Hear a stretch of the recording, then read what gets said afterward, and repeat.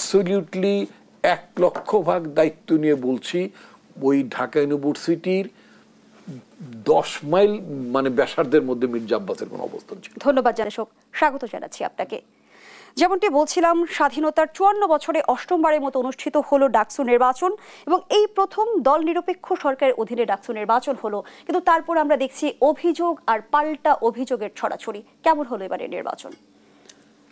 খুব স্পষ্ট হয়ে ওঠেনি। আমি একটু নির্বাচন মানে কিন্তু শুধু নির্বাচনের দিন না, মানে বলা হয় মানে আন্তর্জাতিক যে আমরা স্ট্যান্ডার্ড ধরে যে কোনো নির্বাচনের একটা প্রি ইলেকশন ফেজ থাকে, তারপর ইলেকশন ডে থাকে এবং পোস্ট ইলেকশন। সো সব কিছু মিলে দেখবো। আমি একটু আগের অংশটুকু একটু বলতে চাই।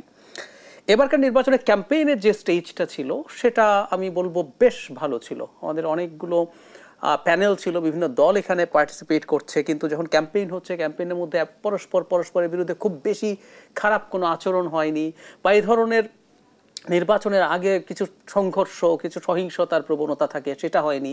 বরং আমরা এমন দেখেছি প্রতিদ্বন্দ্বিতা যারা করছেন সেই ক্যান্ডিডেটরা পরস্পরের সাথে হঠাৎ দেখা হয়ে যাচ্ছে, তারা খুবই কর্ডিয়ালভাবে পরস্পরের সাথে কথা বলছেন, হাগ করছেন, সেগুলো নিয়ে আবার ভিডিও আমাদের সামনে আসছে এবং খুবই ক্রিয়েটিভ ওয়েতে অনেকজন নানান রকম ক্যাম্পেইন করেছেন। মানে আমাদের তরুণদের ক্রিয়েটিভিটি দেখলাম। আর যেটা জরুরি সেটা হচ্ছে সোশ্যাল মিডিয়াকে যতটা সম্ভব ব্যবহার করার চেষ্টা করা হয়েছে। বিভৎস একটা দুটো ঘটনা, বড় না, বিভৎস হয়েছে। একজন নারী ছাত্রী রিট করেছিলেন, তাকে গণধর্ষণের হুমকি দেওয়ার মতো একটা বিভৎস ঘটনা ঘটেছে। সো এটা যদি সরিয়ে রাখি, প্রি ইলেকশন ফেজটা ভালো ছিল। ইলেকশন ডেটারও আপনি যেটা বলছেন শুরুর দিকটা ভালো ছিল, কিন্তু আমি প্রাথমিকভাবে যেটা খুবই আশার জায়গা বলবো, আমি এখন পর্যন্ত যে তথ্য দেখলাম যে 39,000 সামথিং যে ভোটারের মধ্যে 31,500-এর মতো ভোট দিয়েছেন।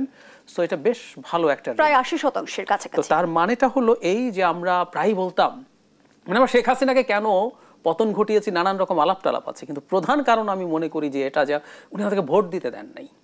মানে যে আমাদের এক ধরনের এম্পাওয়ার্ড বোধ করার যে দিন, যে আমি ক্ষমতাবান, আমি চাইলে তোমাকে বাদ করে দিতে পারি, বা 5 বছরে যখন কেউ শাসন করে খারাপ করতে থাকে আমি মনে মনে দিন গুনি যে আমার একটা দিন আসবে, ওই দিন কিন্তু আমি তোমাকে হিসাব বুঝিয়ে দেবো। যখন ওগুলো শেষ হয়ে যায় আমাদের কিন্তু ওই জিনিসটার ক্ষতিগ্রস্ত হয়।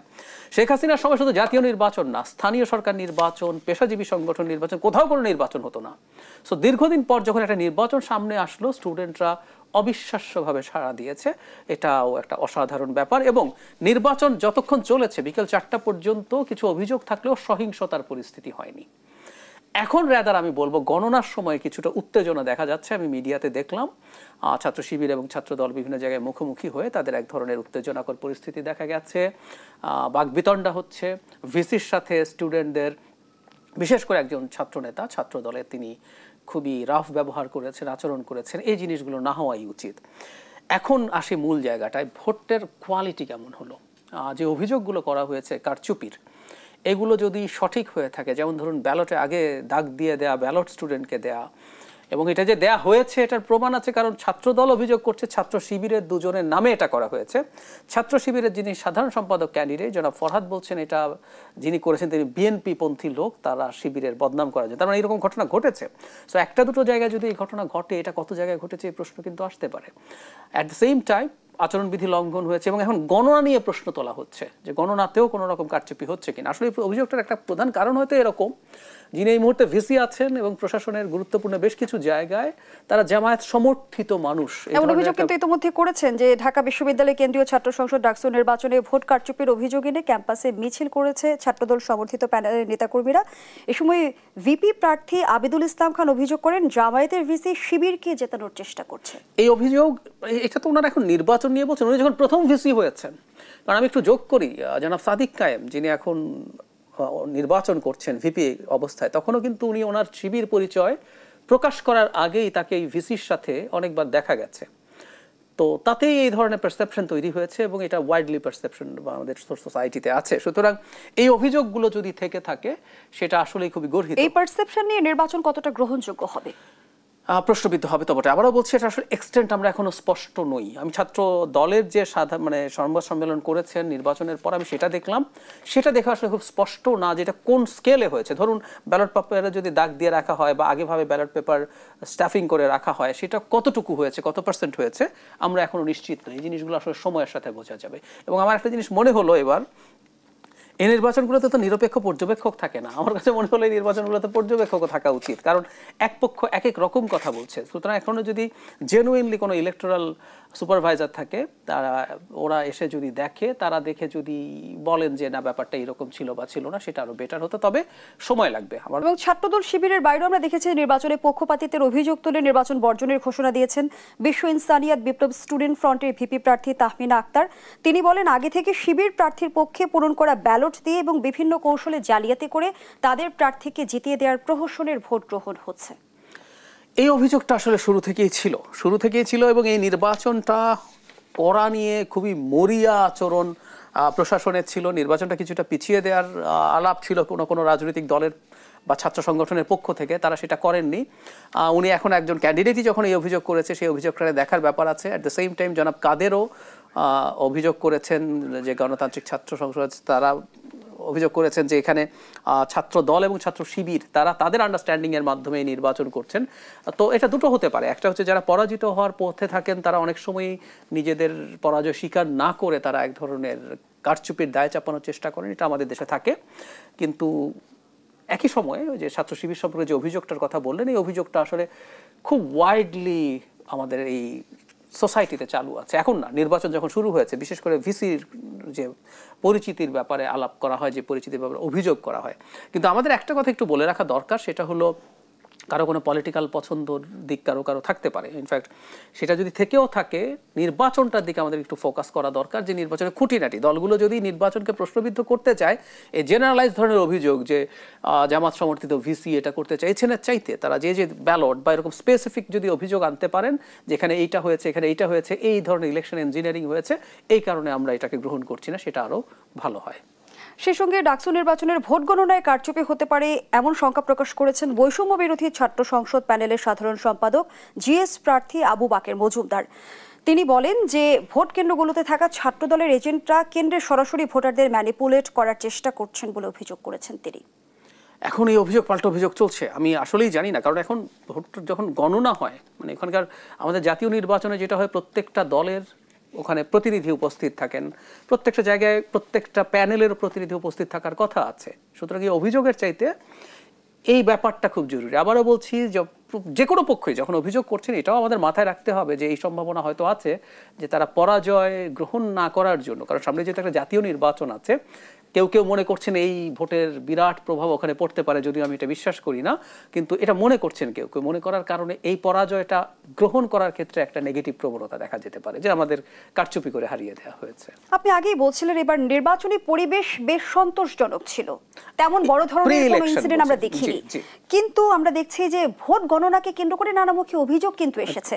এবং বাংলাদেশ গণতান্ত্রিক ছাত্র সংসদের সভাপতি বাকের মজুমদার বলেন, প্রতি হলের 300টি ভোট যদি কনভার্ট করতে পারে তাহলে 5600 ভোট হয়ে যায়।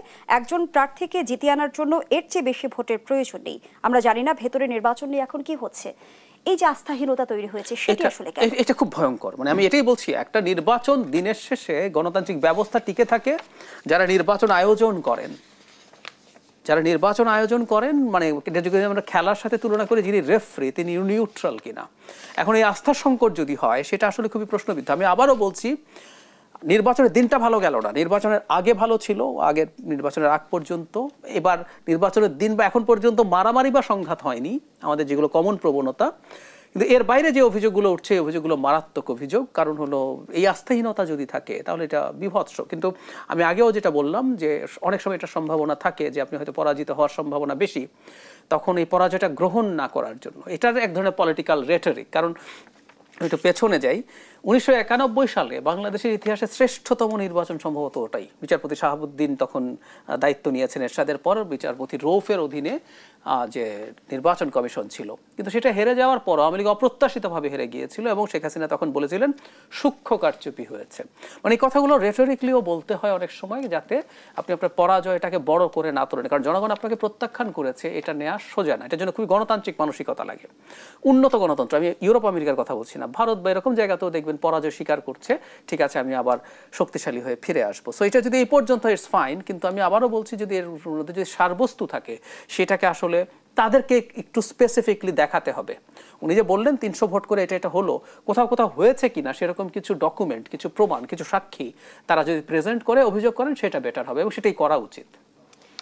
এবারে ডাকসু নির্বাচনে 28টি পদের বিপরীতে মোট 471 জন প্রতিদ্বন্দ্বিতা করেছেন এবং নির্বাচনে ভোটার সংখ্যা 39,874 জন। বলাই যায় যে শিক্ষার্থীদের মাঝে ব্যাপক আগ্রহ ছিল ডাকসু নির্বাচনকে ঘিরে। প্রত্যাশা পূরণ করতে পেরেছে কি ডাকসু নির্বাচন? ওই যে একটা কথা বলে না, শেষ ভালো যার সব ভালো তার।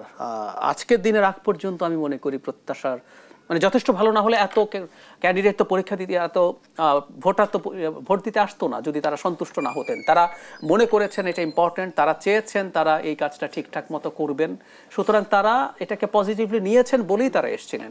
এখন প্রশ্ন যেটা সেটা হলো আজকের পর যদি দেখা যায় যে দলগুলো তাদের এই জিনিস নির্বাচনে ফলাফল গ্রহণ করছে না এবং না করে তারা পরস্পরের মধ্যে সংঘাতে জড়িত হয়ে পড়ছে, তাহলে তো আসলে মূল কাজটা আর হলো না। আমাদের মূল কাজ ছিল একটা ফ্রি, ফেয়ার, অ্যাকসেপ্টেবল, সবাই যেটাকে গ্রহণ করবে এরকম একটা নির্বাচনের মাধ্যমে স্টুডেন্টদের প্রতিনিধি আসবে। সেটা যদি শেষ পর্যন্ত মোটা দাগে না হয় তাহলে এতদিনের যাবতীয় যত চর্চা চেষ্টা সেটা তো ফেল করলো। তো এই শেষটা একটু দেখতে হবে। ডক্টর জাহিদুর রহমান, অনেকেই আসলে ডাকসু নির্বাচনকে টেস্ট কেস হিসেবে দেখছে, কেউ কেউ রিহার্সাল হিসেবে দেখছে, যেহেতু কিছুদিন পরে এই জাতীয় সংসদ নির্বাচন অনুষ্ঠিত হতে যাচ্ছে।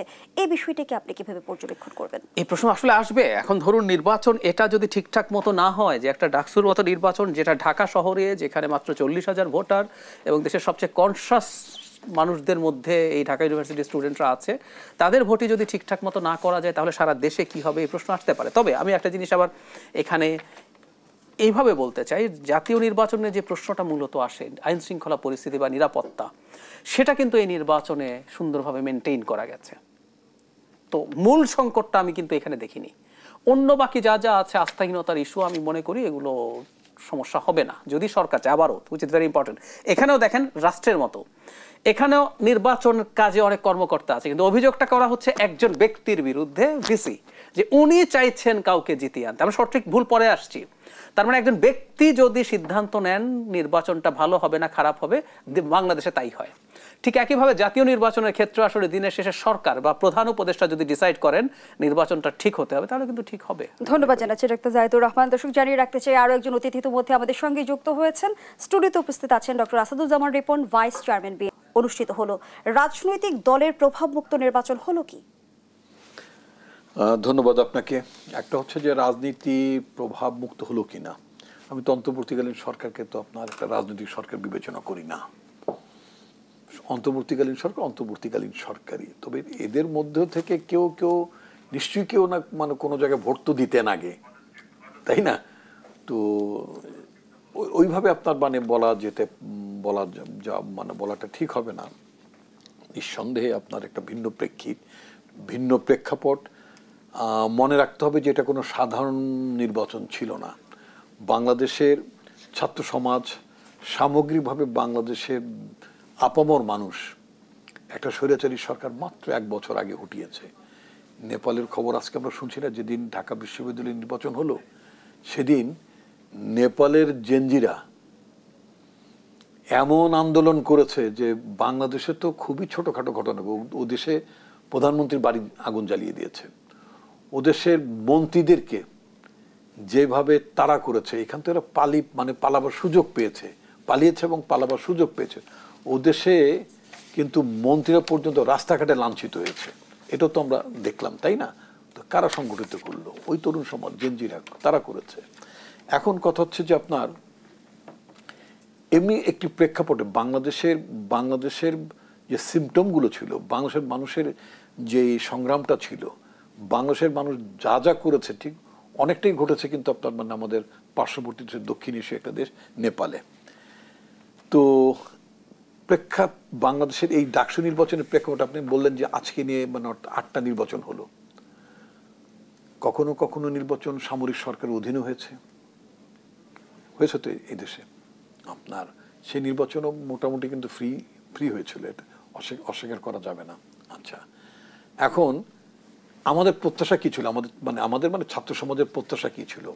একটা ডেমোক্রেটিক ট্রানজিশনে আপনার দেশটাকে এগিয়ে নিয়ে যাওয়ার জন্য ডাকসু ইলেকশনটাকে তারা একটা মডেল হিসেবে ব্যবহার করবে। এটা নতুন নেতৃত্ব উত্থান হতে পারতো বা হয়তো হবেও, আমি জানি না। কিন্তু সবচেয়ে দুর্ভাগ্যটা হচ্ছে ইতিমধ্যে নির্বাচনকে কেন্দ্র করে বাকি থাকলোটা কারা?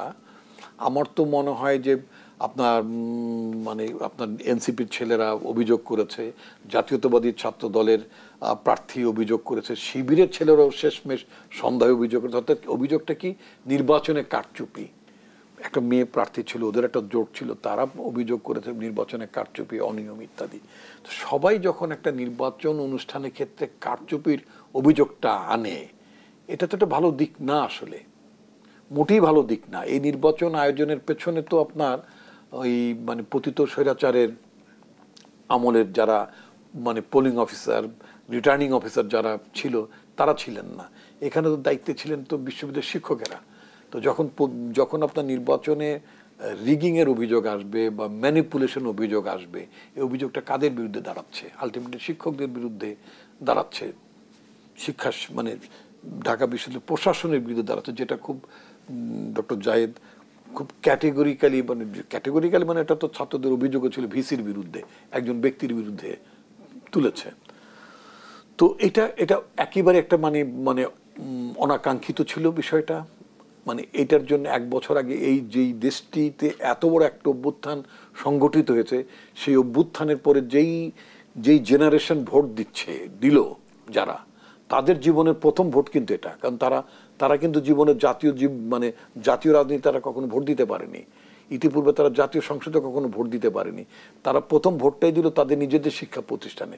সেই শিক্ষা প্রতিষ্ঠানে ভোট দিতে যাওয়ার ক্ষেত্রে যদি তাদের অভিজ্ঞতাটা যদি নেতিবাচক হয়, এটা কিন্তু মানে আপনার আগামীতে জাতীয় নির্বাচনের জন্য তাদের জন্য হতাশাই মানে বয়ে নিয়ে আসবে। এটা হচ্ছে মানে আমার মত। ধন্যবাদ জানাচ্ছি ডক্টর আসাদুজ্জামান রিপন। আবার আমন্ত্রণ, দেখছেন দেশ টেলিভিশনের প্রতিদিনকার আয়োজন দেশ সাম্প্রতিক, নিবেদন করছে Arail angle channel and square বার। আমরা আবারও ফিরছি আলোচনায়।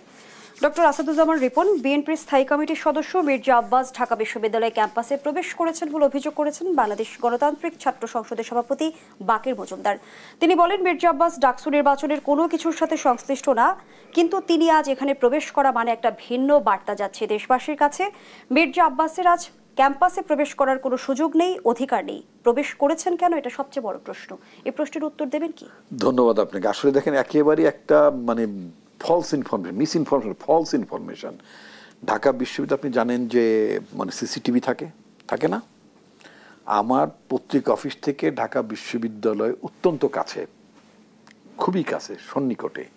ডিসপাইট দ্যাট আমি একজন প্রাক্তন ছাত্র ওই বিশ্ববিদ্যালয়ের। আমি জাতীয়তাবাদী ছাত্রদের কেন্দ্রীয় প্রেসিডেন্ট ছিলাম 80s। আমি ডাকসুতে ইলেকশন করেছি 80s। তারপরেও যেহেতু পার্টি কর্তৃক আমি দায়িত্বপ্রাপ্ত নই, আমি সেখানে যাবো কেন? আমার ছাত্রদলই তো যথেষ্ট। আমাদের ছাত্রদলের ছেলেরা ভোট দিচ্ছে, অংশগ্রহণ করছে, তারাই তো কাজটা করছে, সেখানে তো আমাদের কোনো ভূমিকা নেই। মির্জা আব্বাসের বিরুদ্ধে যে অভিযোগটা তোলা হয়েছে সেটা অ্যাবসলিউটলি ফলস। ঢাকা ইউনিভার্সিটির প্রক্টর, আমি টেলিভিশনে দেখেছি, তিনি উপাচার্যকে বসিয়ে যে মানে তিনি যেটা রিফিউট করেছেন, বলেছেন ঢাকা বিশ্ববিদ্যালয়ের এন্টায়ার ক্যাম্পাস সিসিটিভি দিয়ে কিন্তু কভার্ড। ঠিক আছে, উনি বলেছেন যে এইখানে কোন জায়গায় মির্জা আব্বাস বা বিএনপির লোকেরা চারদিকে অবস্থান নিয়েছে এটা প্রমাণ করুক। যদি প্রমাণ করতে না পারুক, অত্যন্ত দৃঢ়তার সাথে বলেছেন যে অভিযোগ করেছে তাকে আইনের আওতায় আনা উচিত। বাকের মজুমদারের অভিযোগটা আমি কি বলবো, এই বাচ্চা ছেলেগুলো, আমি তাদের I have every love and sympathy for them, but ছেলেদের তো একটু জেনে শুনে বুঝে কথাবার্তা বলতে হবে নাকি? এত বড় একটা অভিযোগ আনলেন, মানে তার অভিযোগের পরিপ্রেক্ষিতে সারা দেশের মানুষ কি ভাবলো যে ইউনিভার্সিটির ক্যাম্পাসটা চারদিকে বিএনপির লোকেরা ঘিরে রেখেছে এবং under the leadership of Mirza Abbas. আপনি দায়িত্ব নিয়ে বলছেন, আমি দায়িত্ব নিয়ে বলছি। আমি